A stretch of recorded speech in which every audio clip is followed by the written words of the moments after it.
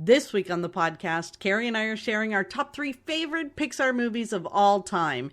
And surprisingly, we didn't pick the same movie at all. We have very different criteria of how we like to pick our favorite movies. Stay tuned to find out how different we are. Hi, I'm Francine, and you're listening to the Pixie Dust Fan Podcast, a podcast where our first topic of conversation will always be Disney. I've been a Disney fan for as long as I can remember, and I'm determined to bring more of that Disney magic into my everyday life. So if you need a little extra pixie dust in your day, you've come to the right place. Thanks so much for listening, and let's get started. Welcome, everyone, to another episode of the Pixie Dust Fan Podcast. Hi, Carrie. Hello, Fran. I'm just checking you're there. I'm here. You're Can here. You see me? Can you hear me? I can hear you. You had me in fits right before we started recording again. So it took us a minute to get rolling. But hi. Hi. Hi. I'm here. Present. Yeah. How are you doing? I'm good. Good. Mm-hmm. Are you ready for this week's podcast? Because we had the whole debate again about, did I think about it? Did I give you time to think about it? You betcha. You're ready to go. You betcha. Well, before we dive into this week's topic of conversation, we wanted to cover some of the news stories that's coming out of Disney, which is kind of funny because a lot of the times when I'm looking for the news stories, I'm going to another like unofficial Disney site. So, and I have no, I go to WDWNT. I take it with a grain of salt. Because sometimes their stuff is not good. It's speculative. So I don't necessarily share the ones that are speculative. Because I don't like those. But some of them are really good. Most of them are good. Yeah. So some of them are really good. And one of them was something that I didn't realize, that package pickup has not been available since Walt Disney World reopened. Yeah, I knew that, but I thought that it was available in the park for some reason, but I don't think it was, right? So it was right. Not available at all. Yeah. So, and one of the news stories is that they have, so it said that package pickup has been largely absent since Walt Disney World began its phased reopening in July. But now with the Festival of the Arts, you can ship your packages to the front of Epcot if your purchase is over $150. Oh. So I'm assuming that's like if you buy some big artwork or whatever. Larger, probably. Yeah, because the Festival of the Arts obviously is on. I wish I could be there for that right now. Me too. I love that festival. Now, have you ever done that? Did you ever ship to the front of the park or ship to the resort? I never ship to the front of the park. I always ship to my resort. Yeah, me too. That's pretty awesome. Yeah. Because I'm always worried that if I ship it to the front of the park, I'm going to forget. Yeah, me too. To pick it up. Whereas at least if it's at my resort, I'll probably remember when I get to my resort. Which is silly because I'm usually, like, I could go back to the park. It's not like it's a 6-hour drive away. But also, too, like, that's a good excuse to just buy something whenever you want to buy it. Because, you can ship it to the front of the park if you were there, like, driving or whatever. Whereas if you were to pick it up on the way out, you've got your whole day to decide if you really want to buy it or not. That's what I'm getting at. That's true. It does sort of facilitate the shopping, right? Because that's the word. Like when you see something that's like love at first sight and you have to buy it and you've only been in the parks for like 10 minutes, then you got to carry it all day. Like most time you're like, oh, I don't feel like getting this, I'll get it later. And then sometimes you don't even buy it, but it's that thing that you must have, and you're like, you're buying it no matter what. And then you're like, oh, I got to carry this around all day. Yeah, and especially I think with kids too, right? Once you get that toy, although I think sometimes parents use it for an end of day. If you're good all day, you can come back and buy this, which sounds like a pretty good strategy. Yeah, it works.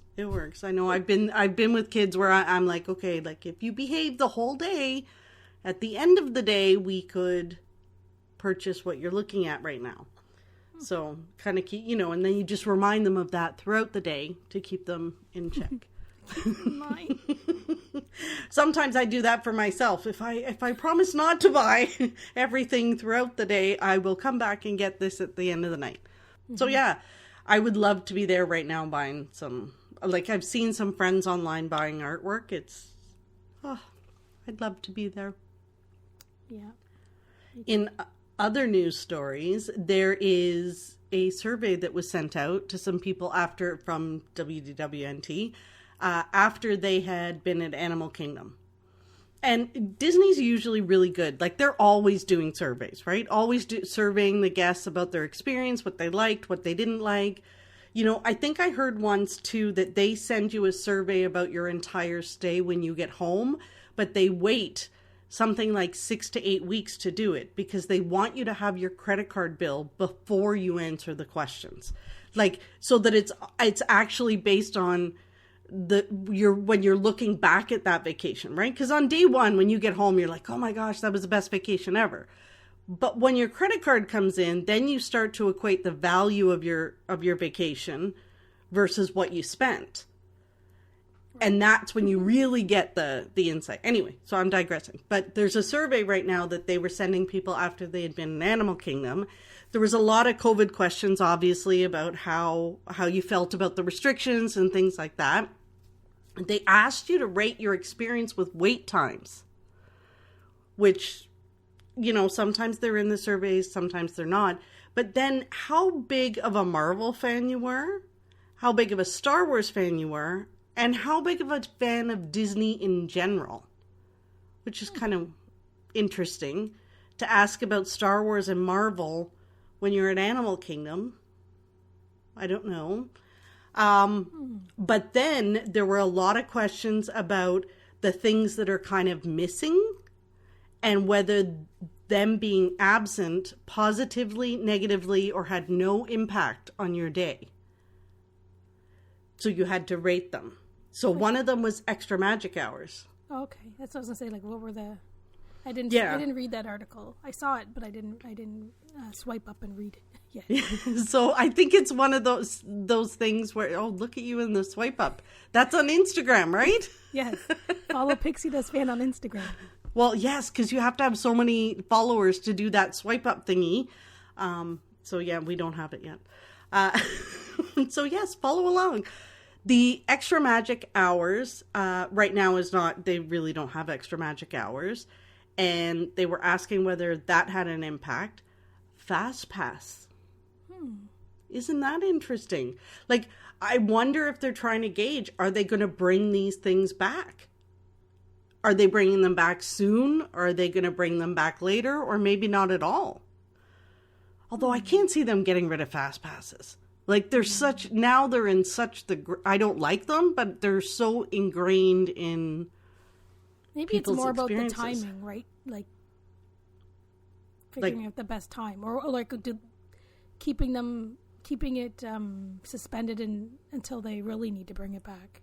Yeah, based on the answer about the wait times. Mm-hmm. The other thing they were asking about is nighttime spectaculars and limited character meet and greets. That's interesting. Mm-hmm.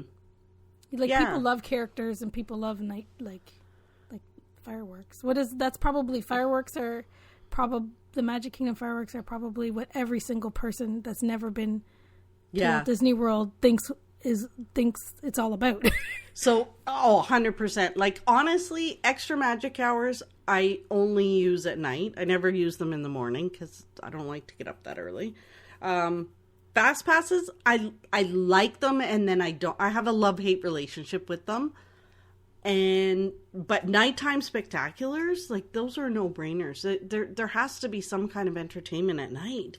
Mm-hmm. And then limited character meets, honestly, like, I guess I'd feel different if I had kids that were going to meet the characters. But that was something that really stood out to me in Disneyland was you didn't really have that. The characters kind of roamed. You said hello, whatever. But it wasn't like I must line up to go meet this person and spend 2 hours in line so that I can go up and take a picture.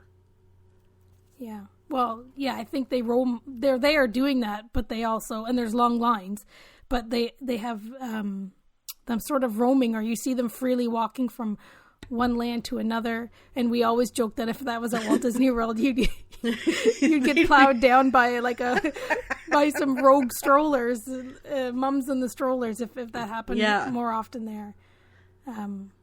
Yeah, I kind of, like, I'm loving the pictures I see of the characters spontaneously popping up at the resorts.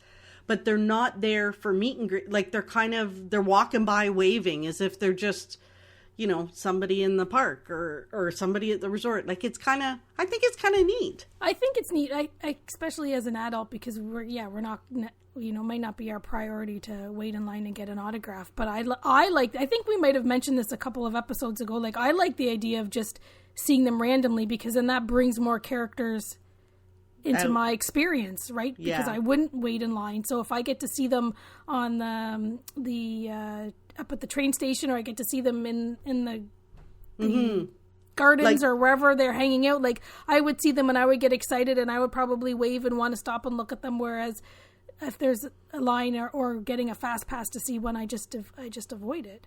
But I know a lot of people with, like, when you have little children, and again, you've never been before, you, like, that's something that you think is a absolute must do and an absolute part of the experience. Yeah. Right? Like, people will say, oh, if I go now, like, my kids aren't going to get to meet the characters or get the autographs. Like, I would think a lot of people that have little children would not want to go right now, because they think, or maybe they've even been before and they know that, like, that's just something that they do. Like, part of their experience. Until they get to a certain age, that's what kids want to... A lot of kids want to do, right? They want to meet the character, so... Yeah, I think, you know, it's one of those things we have to be so careful, because when they post these things, you know, you and I can give our opinions, but so many places read into it, right? Like, what does this mean? And it could very well just be them trying to figure out, when do we open these things again? When do we, you know, how do we gauge that experience? So it'll be interesting to see how this all evolves. Like, as things open up and things get a little more populated and things, what do they bring back first? You know, like, I think a lot of things that have happened, at first we didn't know what to expect, but now that it's happened and we see it working, or like that it can be, maybe some of it can be incorporated, like a hybrid of character meet and greets, right? Where they continue to do a little bit of what they're doing now. Right. I worry a little about the extra magic hours, though, because I worry if they get rid of the extra magic hours, it's just to make room for those paid events. Right. Like the paid after hours, right? Well, and there was lots of them before anyways, like early magic mornings and... Early magic breakfasts or whatever. Well, and there's always been little bits and pieces of gossip that they're going to charge for those things anyways, right? Charge for fast passes, charge for extra magic hours, which I guess the early morning magic things, that's what it is. That's really what it is. But you want to be able to show the value. Like, those are the things that you're getting. And maybe they're charging for it if you're not a resort guest. Like, maybe that's the resort, right? I think that's been buzzed about too. Yeah, because they have to show that you get some kind of additional value staying on property. But I don't know. Like, now, like, maybe back in the old days they did, but do they have to now? I don't know. You do it once and you love the experience. Yeah. I mean, honestly, staying on property is worth its weight to me, regardless of any of those things. But, yeah, it'll be interesting. Even the fact that they bring you, just the fact that they bring you from the airport and then you have transportation the entire week and they drop you back off at the airport 7 days later, however many days later. Yeah. That's probably... Yeah. You know, like a perk enough for a lot of families. You don't have to worry about driving, renting a car. Car seats. It's pretty much going into an all-inclusive sort of bubble. I was just thinking the same thing. Like, when you go on an all-inclusive and they pick you up at the airport, they take you there. If you want to go and explore the city, you got to figure it out on your own. And it's not necessarily the most easy thing to do. Yeah, it's kind of funny. I was thinking the same thing. See? The other thing they were asking about was the cleanliness, the cast member interactions, and, of course, the overall experience. So, happy to see, you know, that they're still doing the surveys, because they're still very important. I think they're more important at this time than they have been in the past as well. Very interesting. Well, Carrie, so there was more news, but it was we remember the slow news day you and I were talking that night, and I was like, oh my gosh, Carrie, you're not going to believe it. There's a new, what was it? Pear. Was it pear color? No, Peach. Peach. It was a Peach magic band. Like, it was, it's a slow news day. This is like the headline story. It's a Peach magic band. Yeah. There's a new magic band, and it's Peach, folks. Yes. Well, now that hopping is returned and you no longer get your magic band automatically, so they're not included in your resort stay. So I guess people are looking at buying them, or I think they're totally worth it. I think they're part of the experience, but I can only imagine how much money it was costing Disney to give you a magic band every time. Like, I must have 100 of them here. It's ridiculous, right? So especially when you do split stays and you get one if you got one at every check-in. Exactly. So even if you think about it, even if they couldn't, they had the cost down to like $1, $1.50, that's still exponential when you're adding it to all of the resorts, all of the people losing them. Like, it's just, I totally get it. I think it would have been like, that's a good cost-cutting measure in my opinion. But, not everybody will agree with me. So anyway, this isn't what we were talking about. That was our news segment. You know what we need is a jingle for the news. Like the Gary Gnu news or something. We'll work on that. We'll put it on our to-do list. This to-do list is getting pretty long. But today's episode, we are talking about our top 3 Pixar movies. So you and I, we're going to pick our top 3 Pixar movies of all time. We can do honorable mentions because 3 was really hard to limit it to. But right. And originally I think I suggested like ranking them. I can't even. I know. There's 23 of them right now. Like, there's no way we would never have got through the ranking. So yeah, you could barely pick the top 3. So yep. You had time to think about it. It was easy to pick my top 3. Really? Sure. Yeah. But you had to think about it. No, I had to think about... Never mind. Like the why? The why, yeah. You didn't give me much time, so I'm not going to have much to say. I'm just going to spit them out. Here we go. I'm glad that you've come to the conclusion of your top 3 and you're ready to share them. Sure. Yes. Excellent. Would you like to go first? Why do I have to go first, though? You always say this. Why do I have to go first? I can go first if you want. Now, my 3 are in no particular order. Is that okay? That's fine. Okay, so I'll just share my first one then. Mm-hmm. My first favorite Pixar movie is Ratatouille. Ratatouille. So, Ratatouille, it was in 2007, and I'm assuming that most people have seen it. If you haven't, you got to go to Disney Plus and check it out. The new attraction is supposed to be opening in Epcot, hopefully this year. The timing is TBD. But this is just such a fun movie. It is a fun movie. It's about a rat who is a chef. Like, it's, it couldn't be any more, it should not be happening, right? Like, he's a rat in a kitchen cooking for a food critic. And how fun is that? And then there's, then the guy that he is sort of the puppet master for his name's Linguini. And he's sort of he's just like such an underdog, right? Like, nothing good ever happens to him. And yet he's still so positive and stuff. And then Remy helps him cook. And he's got this brother, Emile, who's like this bigger rat who's always eating. And it's kind of like, but then there's all these messages in it, like about your family loyalty and being the underdog and to persevere and to top it all off. I mean, I know it's a cartoon, but I am dying to try Ratatouille. Like, before the movie came out, I'd never heard of this dish. But apparently, it's supposed to be delicious. And it looks so good in the cartoon when the food critic is eating it. I really want to try it. Even though I think it's all vegetables. It is. Well, yeah, I think so. Like, it's all vegetables. It's like eggplant and something like that. But I really want to try it. So that's it. Ratatouille. I like that movie a lot. It's fun, right? It is funny. And it's, I love the Paris and... Yeah, it's good. Okay, there you go. So that's mine. I think it's really, really funny. Okay, Carrie. It is. What would be yours? Okay, so one of my 3 is Coco. I love Coco. That's a good fairly new one.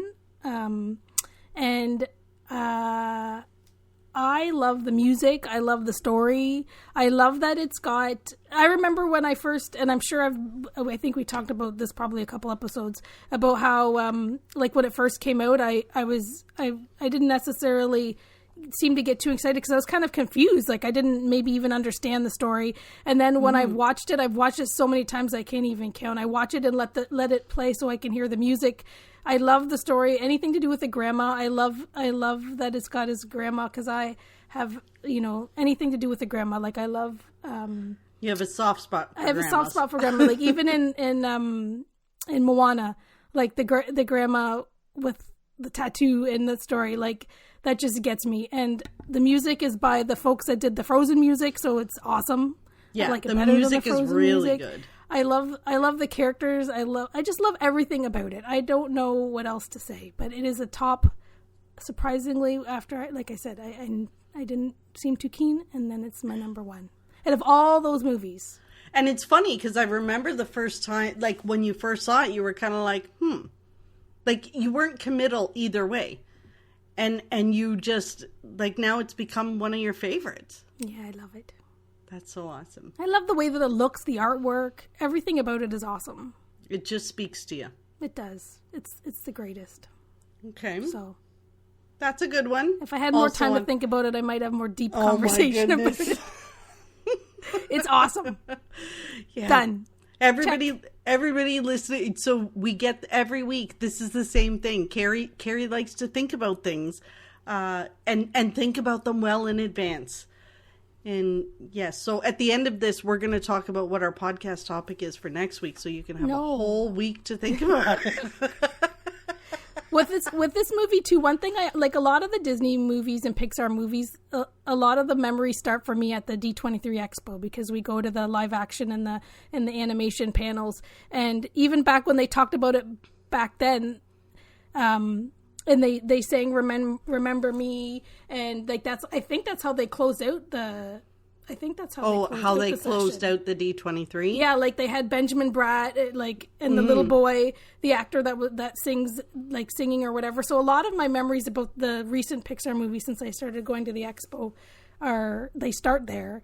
So it kind of piques your interest there. It piques my interest. And maybe by that time they had told us about it at the expo before, and I was like, oh, okay, I don't know that I get that or whatever. And then by the expo, when they were really showcasing it, because I'm pretty sure that's how they exited.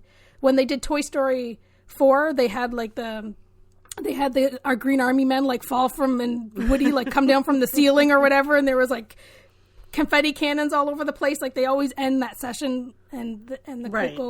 The Coco year, they I'm pretty sure they ended the session with Coco. So a lot of the memories start with how I learned about it, and some of them are just like they just show you sketches, and you about what they're thinking about, or the stories change or whatever, and then you get to see what the movie ends up being when you're sitting in the theater. Part of that too is about hearing from the creator, because then you get a glimpse into who's creating it and how much it means to them and what the story is to them. And like Coco, I never saw in the theater, and generally I see every Disney or Pixar movie in the theater, and I didn't see it in the theater. I watched it at home, thank goodness, at the end when I'm crying. when Mama Coco, takes the picture and pieces them together.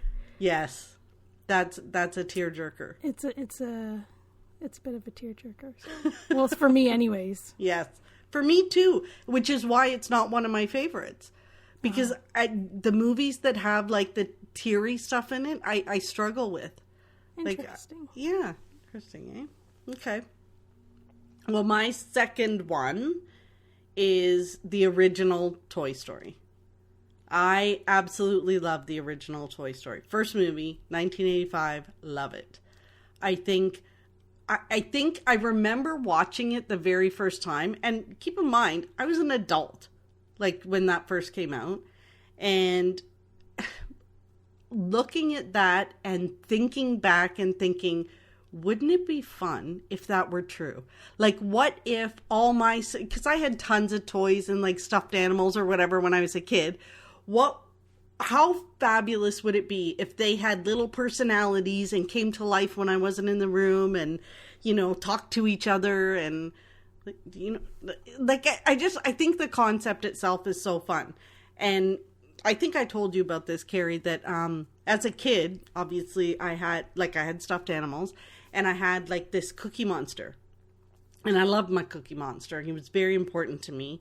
And one year we went to Disney and we got home and I think we realized about halfway home, and we drove in those days.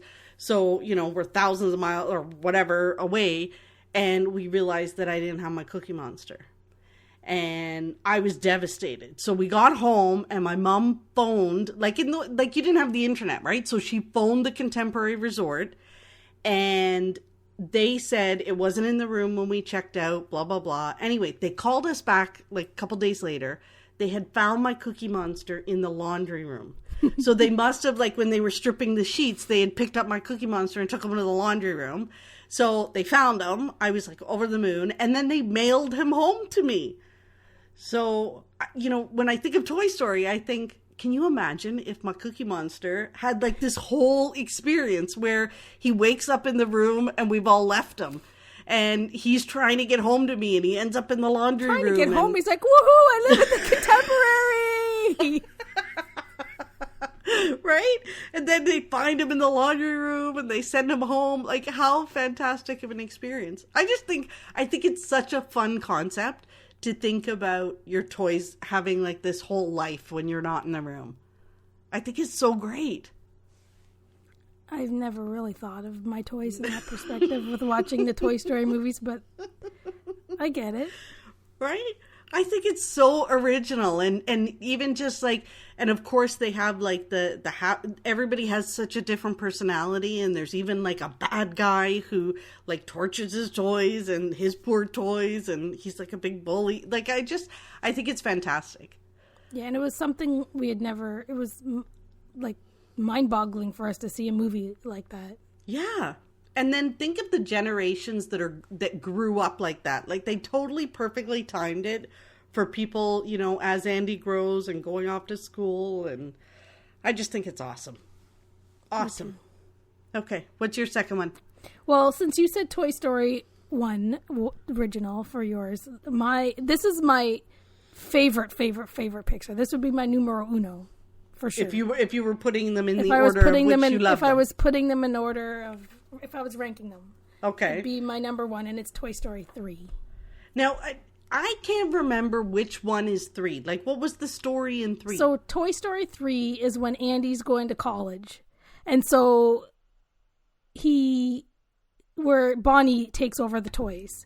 So, by mistake, by misunderstanding, I believe, the toys end up in a donation box and go to the daycare center, and they're trying to get back to Andy, and in the end, they end up at the daycare. They end up with at the daycare and with Bonnie.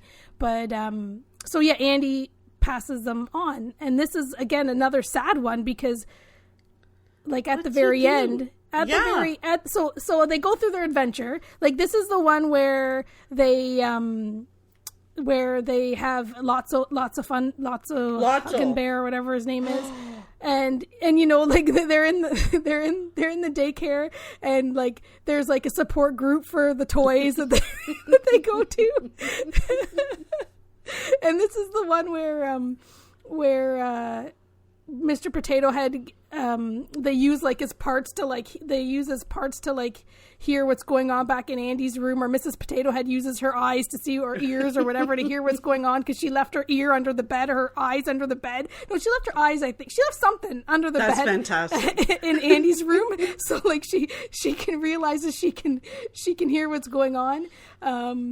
And Mr. Potato Head loses his body and they stick his parts in a pita. These are awesome scenes where those are awesome. They're where funny. Buzz gets reprogrammed and they click the Spanish switch, yes. And all of a sudden he's Spanish, and this is when I think when Barbie meets Ken, and they have their Barbie house, and they're getting all dressed up and dolled up and having a runway, whatever. So I think it's funny and awesome, and I love all the extra characters.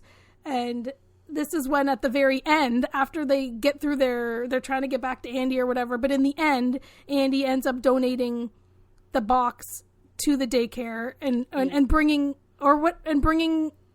Bonnie the toys, and then Bonnie, he sees that there's Buzz, and he has to decide if he's gonna, he has to decide if he's gonna give Buzz away or not, because he was gonna keep Buzz and bring him to college. I guess I should have probably started with that. He was going to bring Buzz to college. And then at the very end, after they've been through this big adventure, they almost got like incinerated in the garbage, all that stuff. Yeah. Really, if you don't know the movie, you need to watch it because it's the best one. He has to decide to what to do, and he gives Woody to Bonnie, and it's sad. It's so sad. Like if you don't cry at that moment, then it's sad at that part when they're in the. I remember when they're in the incinerator. Like I was bubbling like a baby in the theater watching that. Yeah, like uncontrollable sobs, thinking, like Carrie, these are real tearjerkers. Yeah. Yeah, I remember watching it in the theater and seeing that scene when they're in the incinerator and things are moving, and you're thinking, oh my goodness, is this the end of the toys? How on earth are they going to get out of here? And I can't believe the emotional connection I had to those toys, that I was so devastated at the thought of something happening to them. But such a fun story, and it can go in so many ways and so much humor, and I think it just took it to that next level of humor too. Well, and I think that's one of the things that Pixar does really, really well. It infuses that humor to the emotional connection. Like, Carrie, we were sobbing uncontrollably over toys. But not just toys. Cartoons of toys. Like, they're not... right? Like, they're not even real toys. And yet you felt so... like they were your best friends. Yeah. Yeah, for sure. I think, I remember that one. It was funny, but I can't put them on my list if they make me cry uncontrollably. Yeah, I don't really love Toy Story 2. I didn't really like that one. And Toy Story 4 I thought was amazing, like the way that it looked. Because, like, honest to goodness, how the heck, like, that's unbelievable. You know, what they did is just mind-blowing, that they put a carnival, and they animated a carnival in a antique store, and it looks so real, and it looks amazing and real, and it's awesome. But and I liked it, but nothing like this one. But yeah, it's a lot of fun. So that's my number one Pixar currently. Yeah, I couldn't pick one. But my third one would be Inside Out. I absolutely love this movie. I think, for me, it's the concept of having these little people in your head. Like I've told you before, like I think in pictures. When I think things through and I'm trying to puzzle something out, I think in pictures, and it totally makes sense to me that there's all these little people in my brain, and that I love the thought of, my favorite emoji at work in the Unmagical job, when I'm doing my Skype meetings or Teams meetings or whatever they are, there is a little GIF of anger. So sometimes when I'm on like a conference call or something, and it's almost like I can envision the little anger guy in my brain. How he starts, and it starts to rise, and then he blows his top. I just think it's so important. It teaches you how there's a place for everything. Like, we can't be joy all the time. We can't be sadness all the time. It's so fantastic. And I love it when they show inside, like, the mother and father's head. So if you haven't seen the movie, Inside Out is all about the people in your brain that are controlling your emotions in this little girl, Riley. I guess I probably should have started with that. We're great storytellers. But as Riley moves to a new home and a new life, that she's got these people in her brain that are controlling her emotions. And I think when they show the father and the mother's brains as they're communicating with each other, it's like a visual depiction of why people argue and they don't understand each other. It's so, I thought it was so creative. Well, and in the story, she's a happy gal, and then they move, and then she struggles with, like, it kind of puts you in the shoes of a young kid, that, like, what they could possibly go through, and understanding their feelings where you might not, really understand. Yeah. Like, she got depressed. Little Riley got depressed with the move. And it's so, like, seeing all of that come together. I think my biggest problem with this one is they could so easily have done a sequel. They could have done more with this. They could have shown all sorts of stories from the view of these emotions in your brain. I think it's fantastic. I wish they would do more. Imagine, like, them pitching that story or creating that story. Like, it's in her head. What? Like, yeah. How do you describe there really it? wasn't anything like that. Yeah. I think if you haven't seen it, you should absolutely watch it. Absolutely. It's funny. It's insightful. It's all sorts of, it gives you all the good Bing feels. Bong, yeah. Bong. I think my favorite, though, is probably, like, obviously I love Joy. Sadness makes me laugh because she's just so ho-hum. We all have friends like Sadness. Fear, just because you can see how irrational, but how it just sort of, it builds and builds and builds. And then all of a sudden you're like, anger, obviously, but disgust. Like, she's like the coolest cat. She's always disgusted and everything. It's fun. I like Sadness. She's my favorite. Oh my goodness. Based on your Pixar movie choices, this is not shocking to me. Oh my goodness. I love Joy. Yeah, I like her, but I like Sadness the best. Oh my goodness. Okay, Carrie. And I'm not sad generally. I just like No, her. you're not a She's sad my favorite person. one. But why are all your movie choices sad? Like, Well, I'm my waiting last- for number 3 here, and I'm a little worried not that it's up. going to Don't be worry. like... It's not up. I'm worried that it's going to be something that'll have you pulling out the Kleenex box. Like, Up is sad, but I think Andy giving away his BFF toy and that was worse. Mama Coco putting the pictures together is just as equally as sad. Agreed. In the moment, the sadness is the sadness you're dealing with. Absolutely. Okay, what's your third? So my third is The Incredibles. Oh, that's and this one I kind of. and that's not sad. Aha! You I shocked think we're going. I think, but they're sort of similar because I like all these movies like pretty much for pure entertainment value, right? Like, right. So I find The Incredibles, and the reason why they're on the top of my list really was from the Incredibles 2. Like, I kind of need to bundle them together, but Incredibles 2 wouldn't have come around without Incredibles 1. So it's like a animated version of a action movie.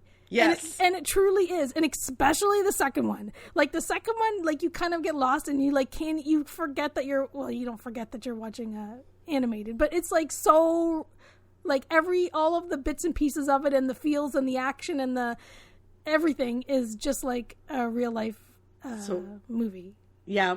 I agreed. I love I think The Incredibles is so entertaining. And the characters are great. I love that it's set in like all of set like mid-century modern decor and theming and that would design. Speak to you. Like, that there alone makes it an awesome movie. But yeah, it's just action packed and it's fun and it's funny and very, very entertaining. So, and like I said, I kind of forgot about it and then after number 2, I've been watching them both again.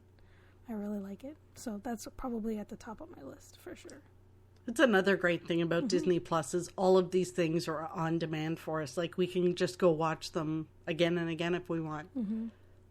Yeah. It's a lot of fun. Do you have any honorable mentions? Like, picking the 3 was hard for me. Like, I have a few that I'm kind of like, oh, they almost made it, but they didn't. Like, I didn't have a hard time picking my top 3, but like, it'd probably be harder for the honorable mentions. Like, I love Ratatouille. I love Up again because it's a sad one. I don't like it because it's sad. I like Up. I don't know. Like, I think for me the top ones are clear, and then like everything's just so great. So my honorable mentions would be, they were almost in my top 3, are WALL-E. I think that's such a great story, and it's such a thinker, and yet it's so fun. Especially now that we're doing all this online ordering and stuff, sometimes I think to myself, like, remember those people in WALL-E, like, get up. Get up and go to the mailbox or do something to move. The other one, obviously, is Brave. I absolutely love Merida. I think she's one of my favorite princesses. That's what I thought. I thought Merida was going to be in your top 3. Yeah, and I love her, and I love the movie. She's one of my favorites. Like, she's a princess. She's kind of like Mulan. Like, I don't need anybody. I'll take care of myself. I'm shooting for my own hand. Blah blah blah. Like, I love that. She's a strong princess. She's Scottish, so that speaks a little bit to me, because that's where my family's from. But yeah, so it was close. It was close, but I can't. Yeah. When I was thinking about it, like, Pixar movies, can you think of any you don't like? And we talked about this a little bit. There's a couple that I didn't like. I did not like Onward. I watched the whole thing. You liked it. I thought it was kind of odd. I think the story's a little bit odd. And I couldn't get my head around that. And then Soul. Did you watch Soul? Yep. Yeah. So I don't want to spoil it because it's new for people. I think it's a great movie. I think there's a great story in it, but I felt like they kind of left me hanging. I felt like there was a whole story to be told at the end. Told them a little bit more, yeah. Yeah, like when the credits started to roll, I was like, wait, but you didn't explain like this part, like that part, and so that frustrated me. Meant to leave you to ponder, to reflect. I thought it was maybe a setup for a sequel, like whatever it is. But I was kind of like, oh, you got to be kidding me! You could have told this story. So that part kind of. Are there any Pixar movies you didn't like? No, I don't think so. I think there's some that I kind of forget about because they were so long ago. Like, I can't tell you the last time I watched Bug's Life. Oh, that's such a great story. Yeah, but yeah, exactly. Like, if I watched it, I would probably, if we binge watched them all, we probably would have a hard time ranking them if they were more familiar to our brains, right? Carrie, like so then maybe my idea of not giving you all this advance notice of the topic it serves a purpose. Because if you had too much time, you would have binge watched them and then you would never have decided. And Monsters, Inc. is good. Another one that I like. Like, they're all great. Like, that's the thing. I think it's probably easier just to give my top 3 instead of no honorable mention. Now, have you ever heard of because I can always steer the discussion towards something I watch on YouTube. Not Muppets. It's either a Muppet or a YouTube. Have you ever heard of the Pixar theory? The Pixar theory. Of how all the movies are connected? Yeah, so it's like they're all on a timeline, on a continuum. Like, they all are placed somewhere. So and I won't be able to explain it or tell you how they're in order, but there's a man that put this theory together. I think he has a book about it, but I watch these guys on YouTube called the Super Carlin Brothers, and they love this theory, and they every time there's a new Pixar movie, they talk about how it fits in their continuum. This continuum. And they don't necessarily even rank them the way that the man who owns a theory, but it's very, very cool to to see how they talk about fitting a movie about dinosaurs, space, Monsters, Inc., how Brave, how they all fit in the same storyline. It's very, very, very cool. So if you are a Pixar fan, you should look up the Pixar theory. And the fellas that I watch, they're Super Carlin Brothers. They're two brothers. They usually go debate back and forth, or they challenge each other on things, or they take turns reviewing various Pixar movies. They love Harry Potter. They love Disney stuff. So it's not just that it's Pixar. You always have a new YouTuber every episode. These guys I love these guys. Like, so I'll link to them in the show notes for sure. And if you love Pixar movies and you want to kind of think about it a little, or just are interested in seeing this theory, and you can see the original theory, and if you really think it's cool, then you can watch some of their videos and see, see how they break it down. And they have so much fun. Like even before a Pixar movie comes out, when they just have the tidbits of what they're talking about it going to be or whatever, they totally like imagine they imagine what they think a movie's going to be, and then so it's neat to see that, and then they usually fit it in, they'll fit it in the theory or they'll whatever, so it's because they're super fans, so it's cool. That's awesome. Yeah, I'll link to that in the show notes for sure. Very cool. Okay, Carrie, I think we've shared our Pixar passions. What this week? What brought you joy? What made you happy? What brought you some pixie dust? Well, I had to think a few things of pixie dust. One thing that you kind of pointed out. Hang on a second. So, are you telling me that this week you have more than one pixie dust? Like it's not even a debate about you getting pixie dust. You've got multiple. Well, maybe. You pointed one out as being pixie dust. The fact that when I go to my aunt's every single week for my crafting date with her, that she pretty much delivers a gourmet meal.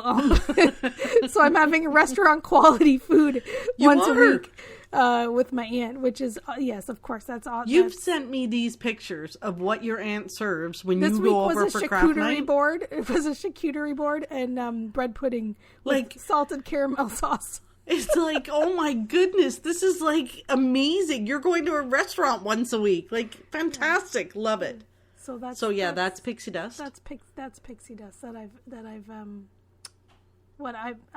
very grateful for what she does and how she spoils me when I visit. And I think she's excited to have, because she lives alone, she's excited to have someone to cook for and share with. Yeah. Because otherwise she'll cook it for herself and then she has to eat it for 4 days. So right. Maybe I'm her pixie dust. Maybe you're hers. Too funny. And then I have some breaking news that I felt it brought me a lot of joy, because I did this puzzle and I was missing 2 pieces and I had an extra piece. Yeah, you sent me a picture of your puzzle with 2 missing pieces, and then you said, "Here's the piece I have." And it did not fit in the 2 pieces that were empty. I had text messaged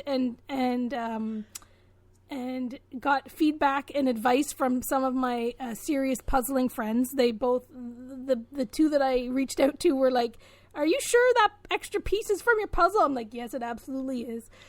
So I was waiting to see if it was like something wrong with the puzzle. Like maybe I got a piece when I shouldn't have, and then somebody else has my piece. But today I found my puzzle pieces on the floor thanks to my cats. I found one right away. So I was missing 2 and I did a sweep and I found the 1. And then I was still missing the 1, so I had the 1 missing and the 1 extra. And then when you have like, I found the puzzle company, I could email them and tell them I was missing pieces, and I had an extra piece. But as a cat owner, you think you've got to put... I was going to say... And being an honest person, I had to have a longer window before I complained about my puzzle pieces being messed up, wonky. So I was like, "No, Carrie, don't send that email quite yet. You got to give it some more time." So I waited like another week and a half, and I swept again the same place where I swept last time, because I had a feeling it was underneath some furniture, like a specific piece of furniture near my puzzling area. So I did another good sweep. Like I swept already underneath all of the couches. Like I did a good sweep, lifted up the cat bowls, lifted up the plate. I found them in the hall closets before. I found them underneath planters. Like I had done a fairly decent extra sweep to look for it, and I didn't find it. But still, as a cat owner with multiple cats, I still thought I still need a window of time before I come to the conclusion that there is a missing piece because of the manufacturing of this puzzle. But I found my piece yesterday.